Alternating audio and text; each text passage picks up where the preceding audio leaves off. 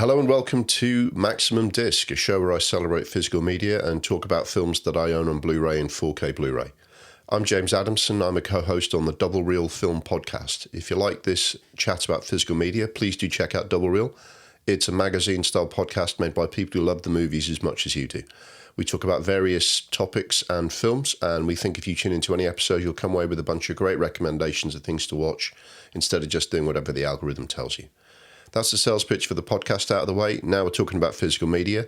Why does it matter? I give like a 30-second version of this at the start of every episode. If you care about a film, you need to own it. If you're looking for something on streaming specific, it's often not being shown anywhere. If it is it the right version, the special edition, the director's cut that makes it work? Often it isn't, and it never looks and sounds its best on some compressed file over the internet compared to on disc, in a case, on a shelf, owned by you, ready to watch on your home cinema system.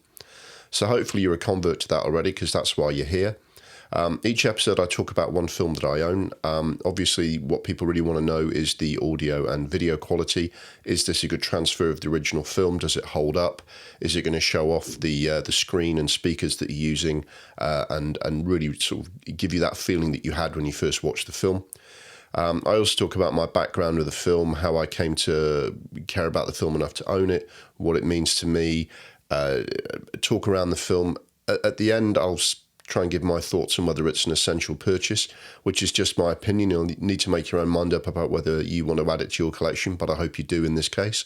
The film we're talking about today is The Naked Lunch on 4K Blu Ray.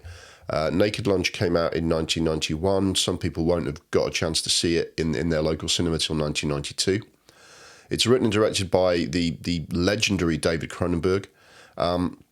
He was famous initially for body horror, gory films like Rabid and Scanners. He took his themes to new levels with Videodrome, and then Hollywood came calling. He did a solid Stephen King adaptation, The Dead Zone, which is one of the better films that came out from the King stable back then. That was followed by the film that really took him up a level, The Fly with Jeff Goldblum. He increasingly started working with leading actors like Jeremy Irons and Dead Ringers, and his filmmaking style started to kind of transform, rather like the sort of characters in his films sort of slowly transform. Naked Lunch comes out in the early 90s, and it's part of his transition into like a more art house or maybe more respected bracket, even though this film's kind of weird, transgressive and controversial. He then followed that up with things like Crash, A History of Violence, Eastern Promises, and Map to the Stars. So his filmmaking's moved off in different directions since he made this film.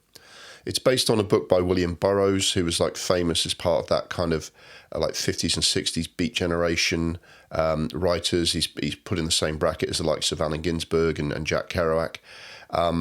In Cronenberg's own words, this is a very loose adaptation of the book because a literal adaptation would have cost $400 million and be banned in every country of the world. It's a weird, strange, and horrible book by all accounts. This is it's kind of a distillation of themes and ideas from the book. It's also about William Burroughs' own life, another fiction that he wrote, which is all of a piece with this world that gets conjured up by William Burroughs' writing. The cast has Peter Weller in the lead role, Bill Lee. That character is based very much on the original writer, Burroughs. Judy Davis has a dual role as Lee's wife and then as a woman he encounters later in the story. Some interesting supporting work from the likes of Ian Holm, Roy Scheider, Monique Mercure. Julian Sands plays a character which seems to be inspired by Yves Saint Laurent. With the rest of the cast filled out by Canadian actors, as is often the case in these Cronenberg films. You get Nicholas Campbell, who's in a couple of other films by this director, and of course David Cronenberg's regular collaborator Robert A. Silverman, who is always a joy to see popping up in his films.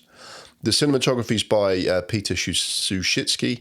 He's a British cinematographer who has directed photography on every Cronenberg film from 1988's Dead Ringers through to Maps to the Stars in 2014. He later retired, so Cronenberg is still working and basically had to find a new director of photography. He also worked with a range of other directors, including John Borman, Ken Russell, Irvin Kershner on Empire Strikes Back. Yeah, that was him. Tim Burton and Peter Yates.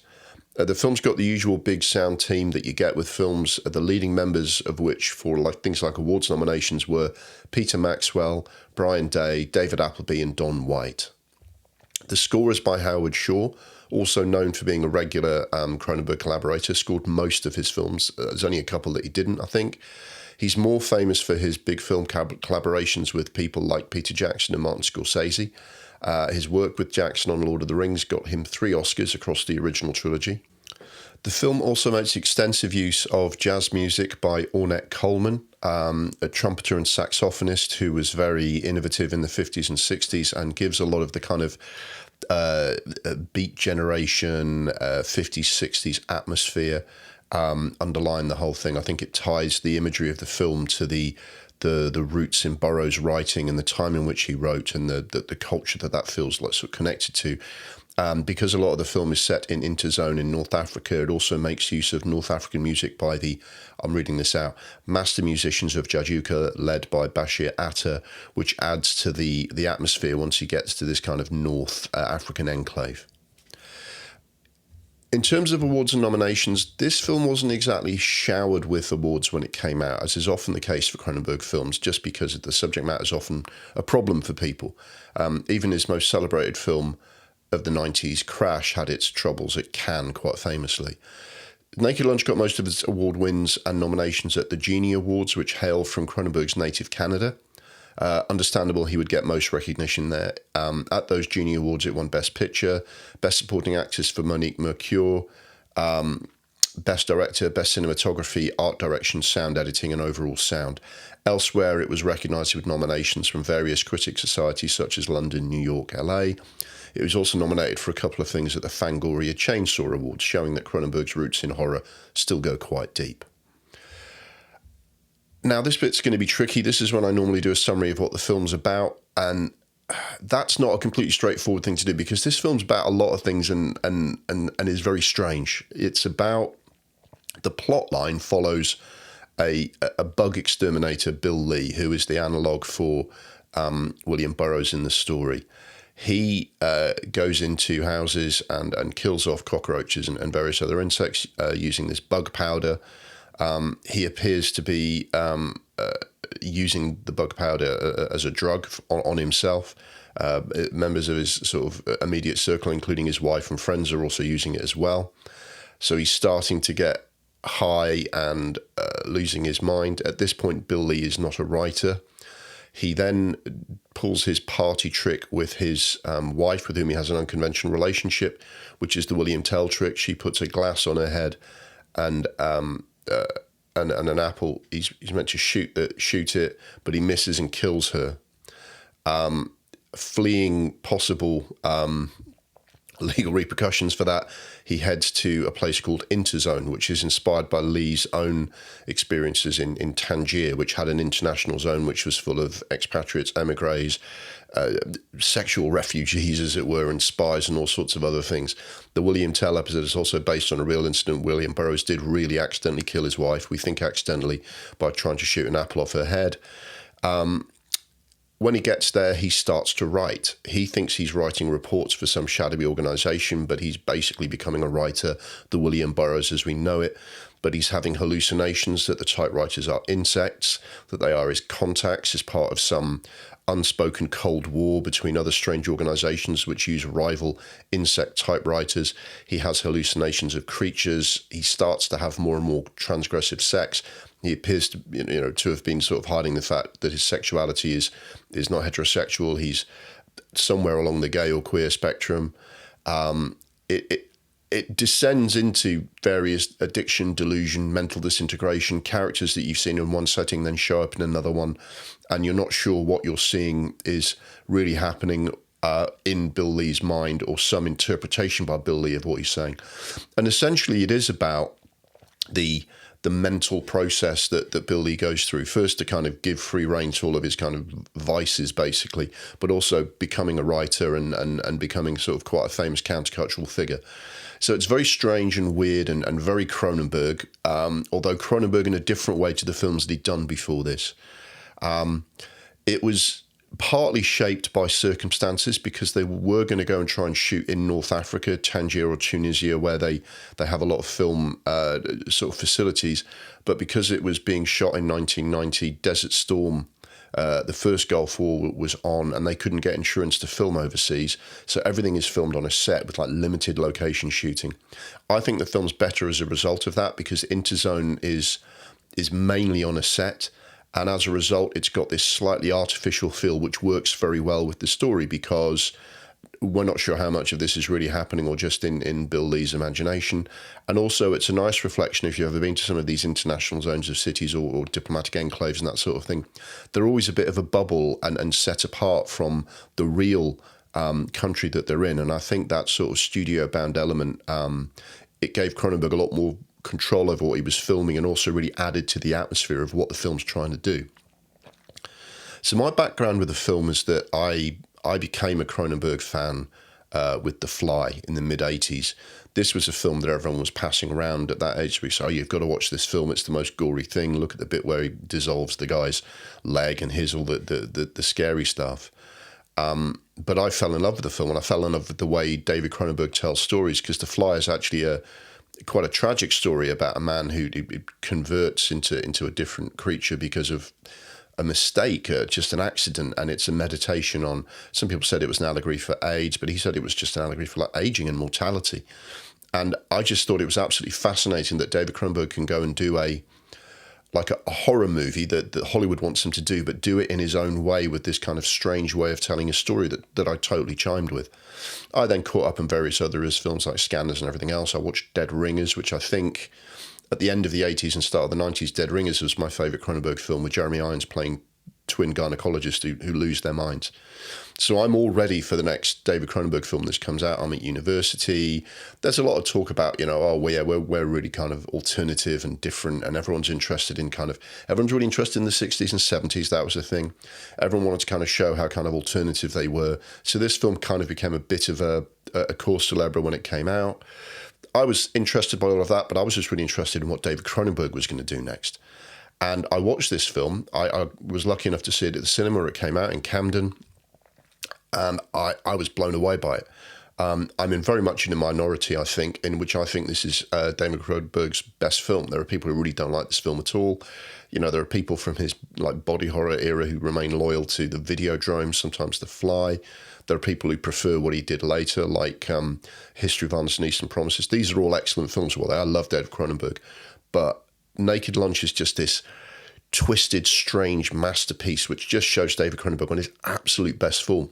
The complexity and weirdness of this story he's really on top of, because what happens in this story is that Bill Lee, played by Peter Weller, he starts out seemingly normal. He's a very reserved character. He's a little bit unemotional. And then he has a hallucination about an insect saying, oh, we've got to get you out of here.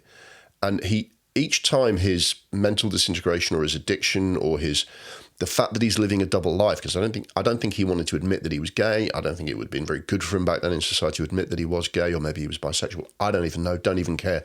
It's not that. It's the fact that he had to have this secret part of himself. And when all these things start to come out, he gets a delusion or a hallucination sort of take over his mind, and he just adopts it. And then he moves to the interzone and he adopts the next thing. And the next sort of strange sort of experience that he has sort of peels back a layer of what's really going on with him. And as weird and strange and sort of impressionistic as it gets, David Cronenberg never loses his absolute control of the story. And I just love it. You get these strange insect typewriters with the physical feeling. You put your hands into them and they seem to be getting some sexual thrill out of Peter Weller, grabbing them. The insect creatures are at war with each other. People are in disguise. People rip their faces off. And there's other stuff going on. It's just a weird, strange sort of journey into the mind of Bill Lee or William Burroughs, having some sort of mental breakdown, but coming out of it as this kind of countercultural writer and turning into the person that he's meant to be. But David Cronenberg tells it in such a colourful way that I just love this film. And every time you watch it, there's another detail to enjoy. It's absolutely superb. So that's why I'm talking about it. That's why I bought it. I originally bought it on DVD. And when a 4K version came out, I heard very good things, so I bought that as well. For the purpose of talking about this film, I watched it when it was on Sky Cinema and sort of compared how does it come across in so-called HD, looked at what it looked like on my original DVD disc and now on this 4K Blu-ray. The disc itself it's the UK release by Arrow Video. Now, Arrow are quickly becoming my favourite distributor of physical media. Always absolutely love their films. There's perhaps more prestige in the Criterion Collection, but I just love Arrow. They always have lots of great stuff on the disc. It's always a great version of the film. It always looks and sounds great. And some people don't like the covers of Arrow films. I like them. That they're sometimes a little garish, but that kind of appeals to my kind of inner kind of video store kid from the 80s. This Arrow's is perfect for me. It's a standard case, not a steelbook. It's a single disc that's got all the contents to film and the extras. On the back of the case, it refers to it being a special edition, but as far as I can tell, it's the same theatrical cut as when it came out and on other releases on physical media, 115-minute sort of version. It is, however, a full 4K restoration from the original camera negative, overseen by Peter Suschitzky himself, approved by David Cronenberg. Lots of effort and thought has gone into it. It has a nice array of special features as well, including a choice of audio commentaries. I don't really watch or listen to the audio commentary. Some people do. Fine, suit yourself.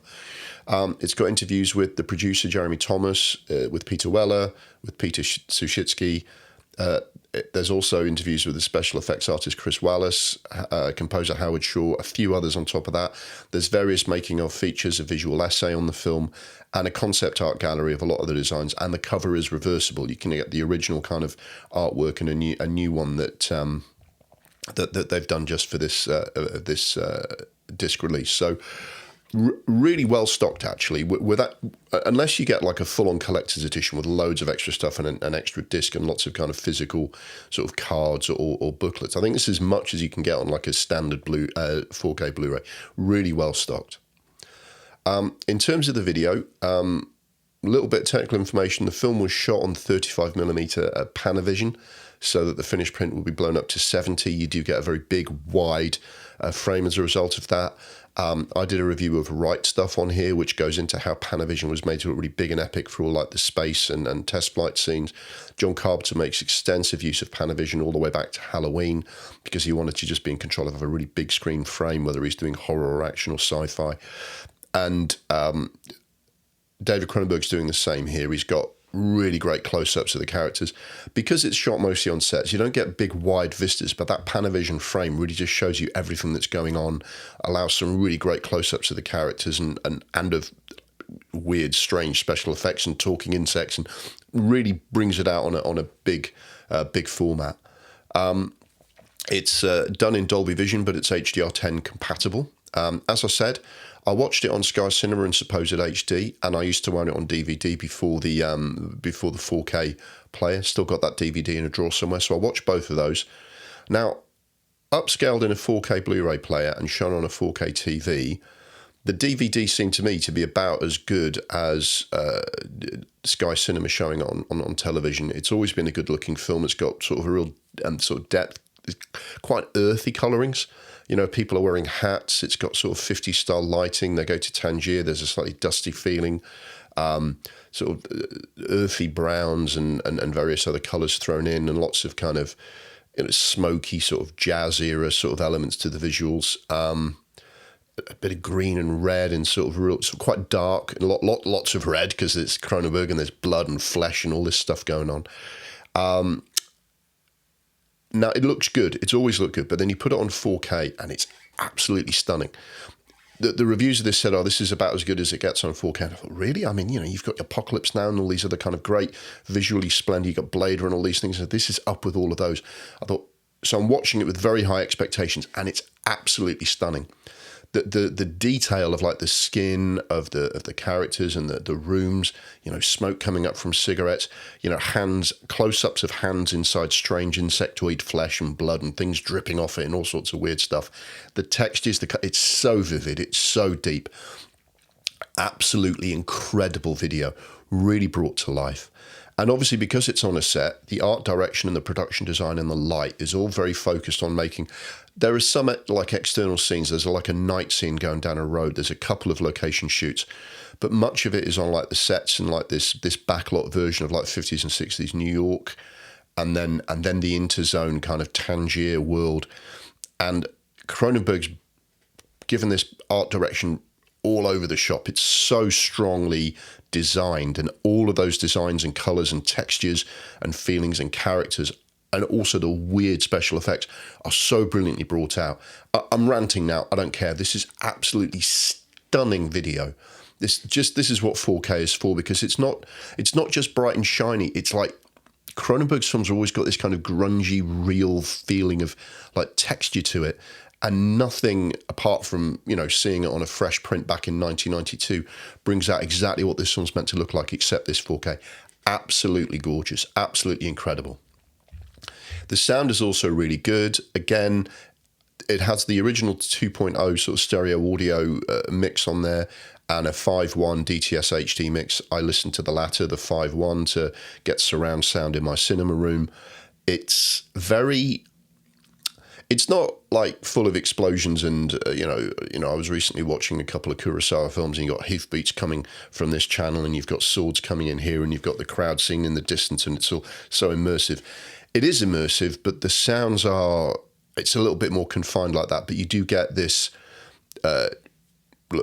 squishing sounds of weird shit happening in a Cronenberg film. All of that's really good. The dialogue's really crisp and clear. The music comes out beautifully, because Howard Shore, working with Cronenberg, is always creating this unsettling atmosphere, this undertone to the whole thing. And then Ornette Coleman's jazz music. It's weird, because I don't sit and listen to jazz music, but I love it in films, in the right movie. And it's perfect here, because it just adds this. It puts you back in the 50s. It puts you back in some... You can just imagine if this is really happening, someone's playing the saxophone in the background because it's the 50s, and if Bill Lee is off his face imagining it, well, guess what's playing in the background? And it just creates the atmosphere of the film so beautifully. So the sound clarity and quality is absolutely spot on. Really, really well done. And all the things that you're supposed to hear and feel, and, you know, like skittering insect feet, and there's a few gunshots, there's a couple of other things, just really superbly sort of sound mixed. And it did win awards for the sound.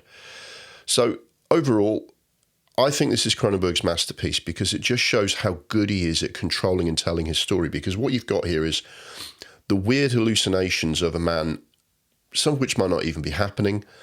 The story is told in a way that reveals he's addicted to drugs, and he didn't immediately appear to be, but then you realise when he starts hallucinating, he does. You hear a quote or something that somebody says, and it's like the whole focus of the film shifts. This is up there with David Lynch's Mulholland Drive for absolute control of like surreal cinema, because the story is still really well told all the way through. And is any of it really happening? Is he really writing reports for some shadowy organisation who are in some sort of espionage fight? Or is he imagining that? Is that how he is expressing his change as a person, his development of a career? Whatever it is, it's perfectly told here, and just follows this arc in which the story of sexual transgression, drugs, and everything is actually very well analysed by Cronenberg. There was a feeling of like, back then, people sort of like almost glamorising that lifestyle, but Cronenberg doesn't do that. Cronenberg shows in a fairly clear way, this guy's losing his mind. This is a really tawdry world over in the interzone. His life is kind of falling apart. And yet, in the midst of that falling apart, there is a creative person emerging out of these kind of squishy insect typewriters, is emerging an imagination and stories by William Burroughs, which is just so beautifully told here. And if you just like the experience of getting weird with David Cronenberg, this is his best version of that. And obviously he goes on to do things like Crash and A History of Violence, which some people prefer. But if you like this weird, strange kind of body horror, but journey into the imagination that Cronenberg's so good at doing, this is the best version of that. So absolutely, I adore this film. Is it an essential purchase? Well, I think it absolutely is, because one of my favourite directors, what I think is the best film by that director, an amazing version of it on 4K Blu Ray. I think it's absolutely essential. People who are turned off by this kind of thing are never going to love it. And if you're just not into this side of David Cronenberg, maybe even some David Cronenbergs aren't into it. I think, though, it is essential, because it's an absolutely superb film. And David Cronenberg is a genuinely important director. So I think this deserves to be on the shelves of most film collectors. It just depends if you're into this kind of stuff. So that's Naked Lunch. Thank you for coming on this weird journey into the interzone with me. I hope you found something useful in this video. I hope it makes you go and buy it. Please do check out some other episodes that we've done. We review various films. If you like the podcast or you're interested in the podcast, please check that out as well. Ways to find us on our socials will be on the screen in a minute. In any event, I hope to see you for more physical media chat right here on Maximum Disc. The Maximum Disc YouTube channel is brought to you by Double Reel, the monthly magazine podcast for the discerning film nerd. If you like our celebration of physical media, please check out the podcast for more chat about the films we love and hate.